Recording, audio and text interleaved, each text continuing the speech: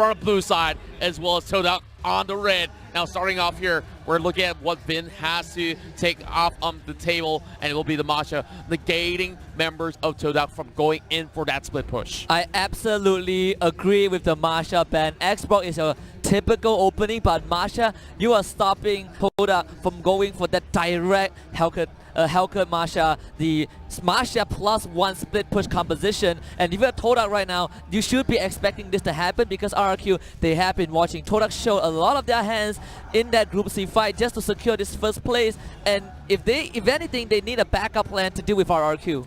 That's right. And starting off right here, I really want to point out one thing that IC Baby 112 did mention, where RRQ, of course, did pick up Boxia a couple of times and kind of have this sort of trend being set by them towards other teams as well. Now, Rock is being removed, being one of the most solid frontliners right up there. Loving that little bit of that Simpson mask going over on its side, but my eyes are fixated on this Kufra pick because this is going to be a really vital pick for RRQ. Exactly, and I believe I also mentioned both to you, NIC Baby 1-2, during the group stage, that as the further we progress down this World Championship, the further the ban and picks for all the other teams is going to transpire. Kufra is getting led through because teams are not directly trying to counter what the enemy is trying to do. And you can look at TODAK right now, instantly the Hellcat and the Archive locked in for them. Hellcat was one of the pillar of TODAK's draft. It's going to be on Chiku. Well, I'm not too sure how the Archive leapfrog towards the third pick, but of course there's only 2 picks for the side of TODAK for the time being. Now back towards the side of Liam as well as Sin, as we'll see another 2 picks for themselves as well. So slowly stacking this one up. I do believe that it will be great for them to actually match up with a tank coming to the table, or even the fighter in that sort of sense, and that will be the Tamas being locked in alongside with the Esmeralda. Really safe choices, if I must say, and Esmeralda has been frequently being banned out during the group stages as well. Now, speaking of Boxer, that will be E1 here securing that one for Team TODAK. Yeah, and you talk about the trendsetter from RRQ. They did play the Baxia, I believe, against Evo Singapore in Group A, the direct counter to Hylos. And the one team that made Baxia the monster that he is undoubtedly 10-second gaming plus. The Baxia on Surrey was absolutely amazing. TODAK taking a page off of that. RRQ, they banned out the Kimi.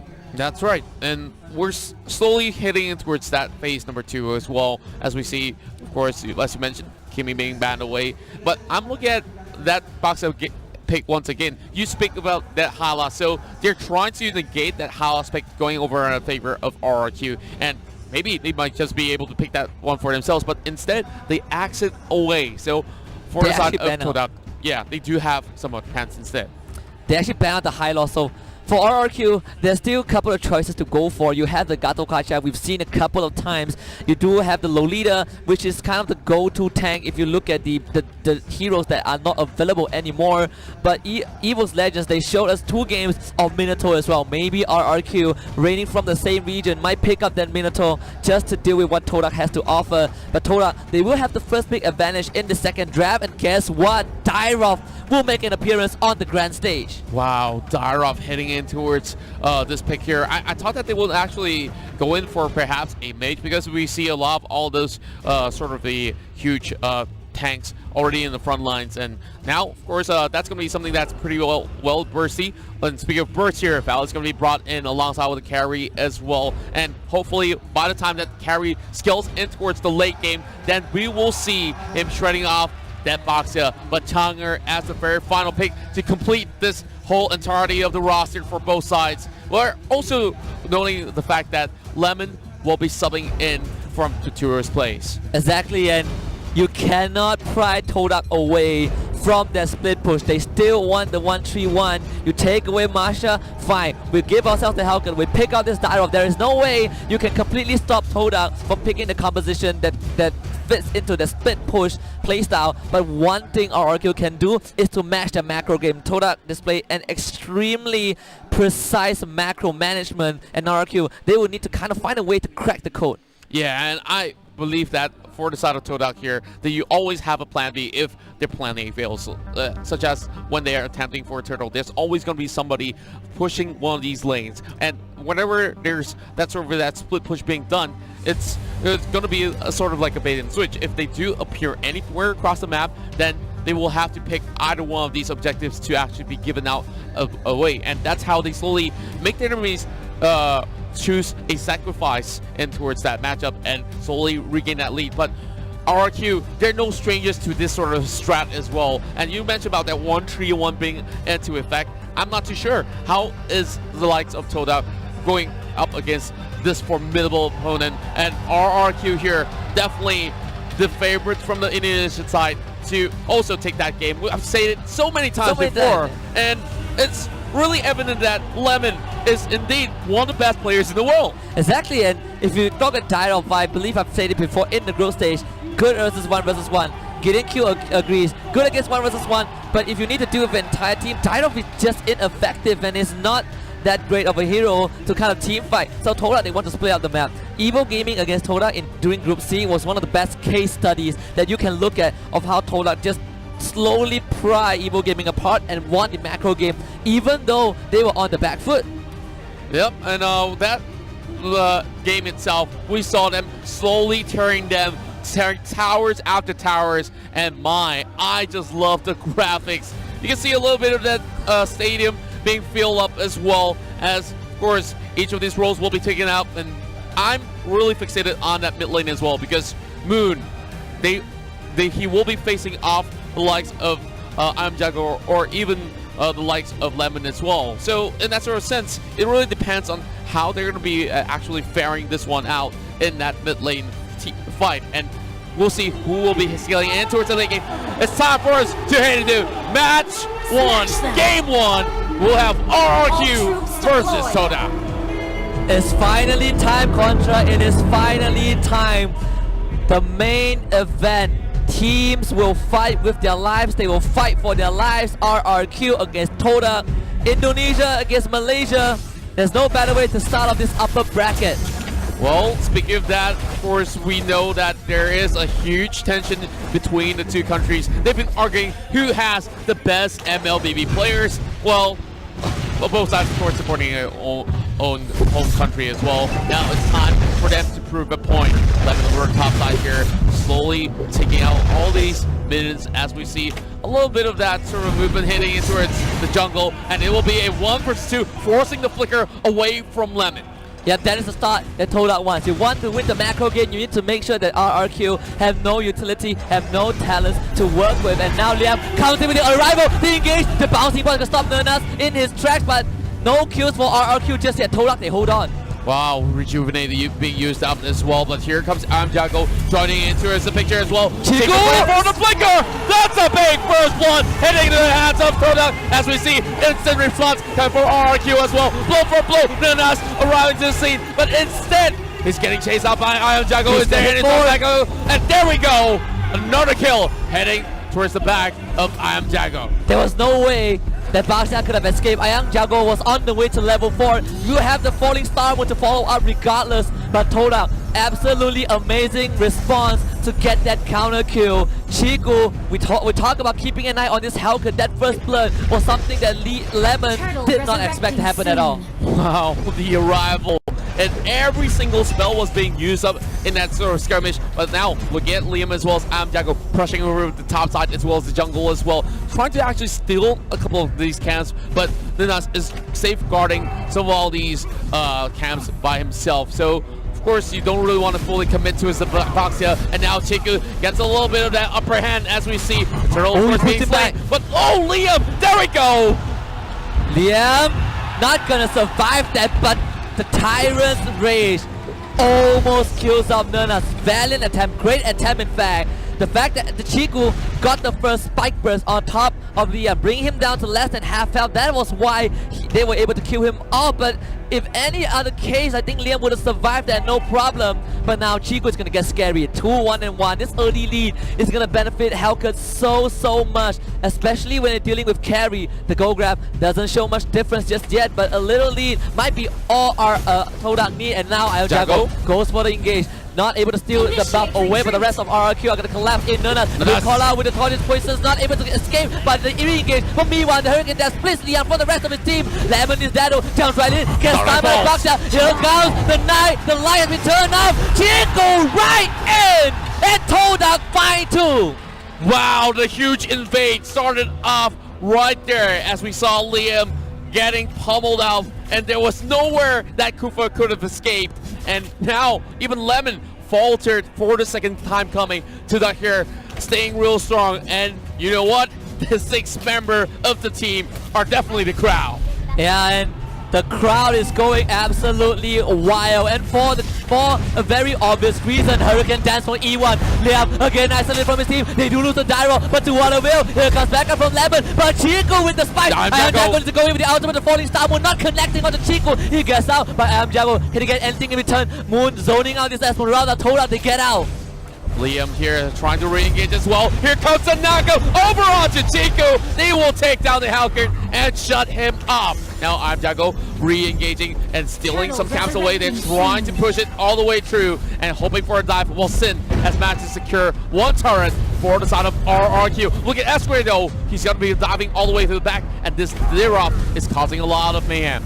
The setup for the 1-3-1 Nurnas though, not in a good spot. Basia tanky, but might not be tanky enough. Trying to walk it up, but Kufra with the time to defend. He actually gets out! Nurnas will survive that 4-man gank, but Turtle goes over to RRQ. Filthy escape as we see Nurnas slowly backing away, and everyone thought that he would be able to actually fall right there, but he was pretty calm. He calculated every single dot of damage in that sort of sense. Now, look at the itemization. Everyone's still trying to work their way up towards their core items up. And of course, that's going to be the first item coming out for the side of Carrie. And she's aiming for that Demon Hunter sword much later on. But look at TODAK here. 3-man in the mid lane. Same goes to RRQ. They're kind of having a same sort of strat heading into this battle. That's why we keep seeing them lock horns time after time, and Jago now tries to go in for some chase. There's a bait from Nurnas, but Jago not going to go for it. RRQ, they are looking at the map right now and can see that they are TODAK going for the 1-3-1, but solo kill from Sin onto that Gyro. Now RRQ, they're looking for the opening. Nurnas just get away with the ultimate, the disengage. But RRQ, they should have some confidence because of that solo kill, the 1-3-1. TODAK's specialty being exposed to a loophole. Well, speaking of all these loopholes, definitely there's going to be a little linkage over the top side here. Flicker coming out from Chiku after the Dark Knight falls, so he will have a little bit of that sweet escape. But that will mean that the turret will be opened up, and there's a lot more space being created by RRQ. RRQ, they're coming into the middle lane. And for the Basia, for Nurnas, not as active as Surace's Baxia from 10S Gaming Plus. RRQ, if you're dealing with this Kufra, you have to remember there is constantly the element of surprise. That was how the re-engage 2 minutes ago caught TODAK off guard. The gold grab still in RRQ's direction. They're gonna push X-Ray back and then finish off the Tyro killing spree for Lemon.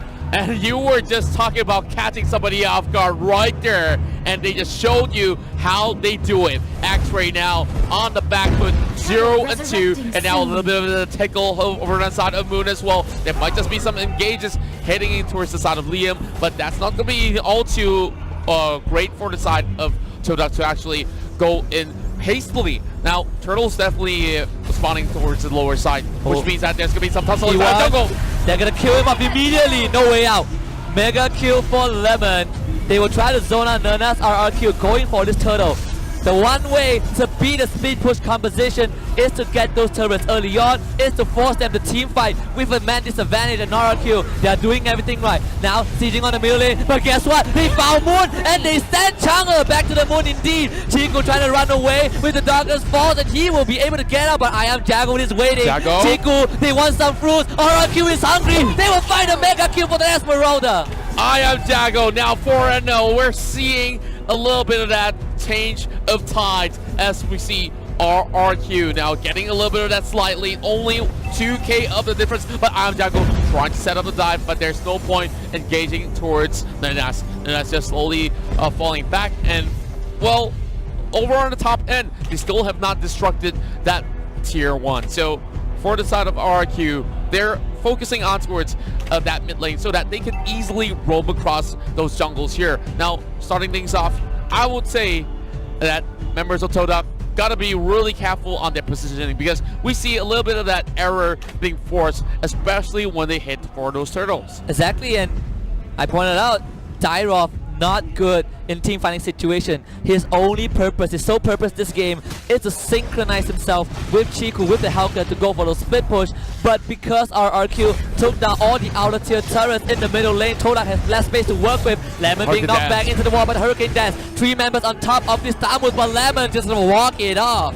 Well, he didn't even bother at all. He knew that they don't really have that much of a damage output. As we're looking at our RQ here, it's being pretty much well tanky in that sort of sense as well. And Jago here soaking the damage with the Esmeralda. Oh, the stun. But there we go. Liam re-engage. Liam with the Tyrant's Revenge gets the bouncing ball into Nurnas. He does find 3 RQ. They know they're going to play this slow. The split push continues from TODAK. This is where Dyrov starts to be effective, pushing out that bottom lane. You peel RQ away from the rest of the team, you might win, but Moon, the flicker comes up, but Sin is not going to let him get away. They slay the Chang'e once again. They were all 2 split up, and now they're also having a rival towards the bottom side, which means that the split push is rendered useless. And then that's now getting chunked out by Jago. There's no escaping from this, but he's just buying enough time. And meanwhile, there's still something happening over mid lane. Yeah, and the arrival also another factor. If you look at this replay brought to you by Ryu Mobile, there was nothing that that TODAK can do. They do get the kill onto a member of RQ, but to what avail? The arrival stops the split push. As long as you are able to match TODAK in terms of their map presence, you have no problem stopping that from happening. And X-Ray, he cannot fight. He's not ready to fight anytime just yet. Less than 10 minutes. RRQ size on the Lord. The Lord's gonna go over to the Indonesian squad. Certainly agree with that, and with this sort of Lord takedown here, RRQ is set to close out the game. But Lord number 1, not really all too effective if you really want to commit all 5 members to actually defend the base. It's still relatively possible for TODAK to actually hold on for dear life. But now with that sort of goal extension, about 8k in total, I'm not too sure. TODAK needs to find a way to actually come back. And first of all, they really need to focus onto at least a single target in that sort of sense. Yes, they do have some tanky units, but X-Ray, like you said, is not ready to actually head into skirmish. He can only do 1v1s. In that sort of scenario, then are they even supposed to split right now? Because every one of these members of RRQ are slowly finding a way to break open the base. RRQ will knock on TODAK's door, and TODAK's gonna go with engage E1 with the Hurricane Dance, but they immediately send him back to Fountain. 1 down for TODAK, and there's 1 inhibitor for RRQ. The Lord has been slain. Nurnas with the Curtis Poison tries to defend, and Lemon gonna push right and beat the front line. RRQ being really patient. Nurnas now caught out, and they will make Pineapple Punch from him, and the engage from RRQ will slay X-Ray for the 3rd time in this game. And Indonesia are looking for that first crystal. They will take this opening match. Chico tried to save the game. You kill off Lemon, but gets pushed back by the Valiant. Jago on a monster kill streak. They don't have the minimum wave just yet, but it's pushing in. TODAK, they need to defend. 2 versus 4. Can they do it? E1 clearing out the minute as much as he can. Moon is right in the back. E1 gonna give his life for this, but RRQ size on next, size on crystal. They will take game 1. Decisive game 1, ending off just about 10 minutes past that. And wow, what a high tempo game that we're seeing from both ends as we see TODAK, of course, starting things off over the top side. And we're also seeing RRQ responding instantaneously. I just love how they actually start things off, especially with the arrival hitting into the scene, and they manage to go on a stalemate for at least a couple of minutes, heading in towards 6-minute mark. That's where they start to actually break the silence, and RRQ, that's where they open up the mid lane and crash right in right after securing the Lord. Yeah, and if you take both mid lane out of the turrets, it is so easy to transition into the jungle, so easy to transition to the side lanes, and that is what RRQ did. First thing they did, right, took the priority of the middle lane, had the arrival to match with the solo laners from the side of TODAK, and at the end of the day, TODAK, that is the concern that I mentioned. They've shown so many of their cards. They played the macro game, and RRQ, perfect answer. And now it's time for us to show you guys a little bit of statistics of our very first game of the series. Of course, the highest goal per minute will be in the hands of Carry here with about 949 in total each minute. And of course, being one of the MVPs here will be a lot of damage done by the Valor. Now, I really do love how this was actually being played, as we see high priority towards taking those turrets down, especially over each one of all these tier 1s, except for the top though. They take it a little bit slowly. They just focus on the mid lane as well as the bottom, and a lot of all these turtles has been slain away by the side of RRQ as well.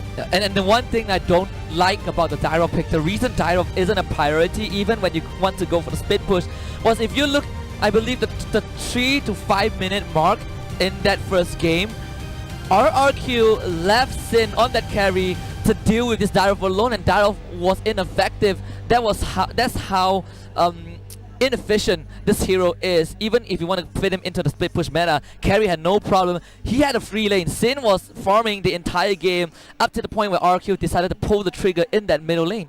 I do agree that they might just be looking to switch out that Dyro for a better fighter in that sort of sense. Like, even though Leo Moore would do a little bit better in that sort of sense, heading in towards a mid as well as late game phase. So TODAK here definitely needs to go back to the drawing board and figure things out, because right now they're on that back foot here with that 1 point deficit. They are trying to even things out and perhaps push it back into its game number 3. But RRQ, they're not even flexing their muscles as of yet, because I was saying about how they really